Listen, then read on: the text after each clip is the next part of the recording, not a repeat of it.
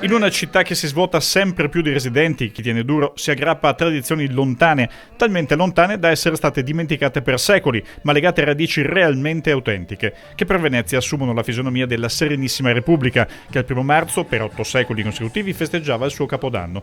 Una tradizione oscurata da Napoleone Bonaparte, ma ripescata una decina di anni fa, adattata non più al primo giorno, ma al primo fine settimana di marzo.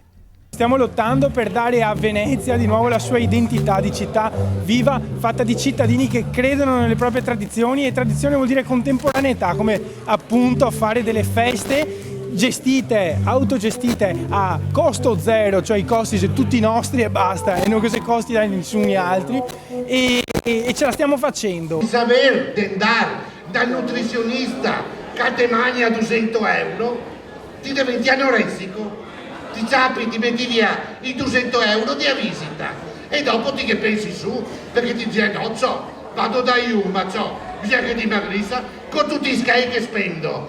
Da quando le associazioni veneziane hanno pensato, totalmente autotassandosi, di riproporre la festa, il Capodanno veneziano a base di balli, soppresse e semplicità si era inizialmente tenuto a Capiere, prima che fosse individuato un luogo centrale e pieno di significati, veramente veneziano, cioè come la pescheria di Rialto. Una tradizione antichissima. E purtroppo dal 1797 c'è stata tolta da Napoleone e per più di 150, quasi 200 anni siamo rimasti senza. Adesso cerchiamo di ripristinare queste tradizioni e sono molto importanti per la nostra storia, la nostra cultura, e speriamo di divertirci.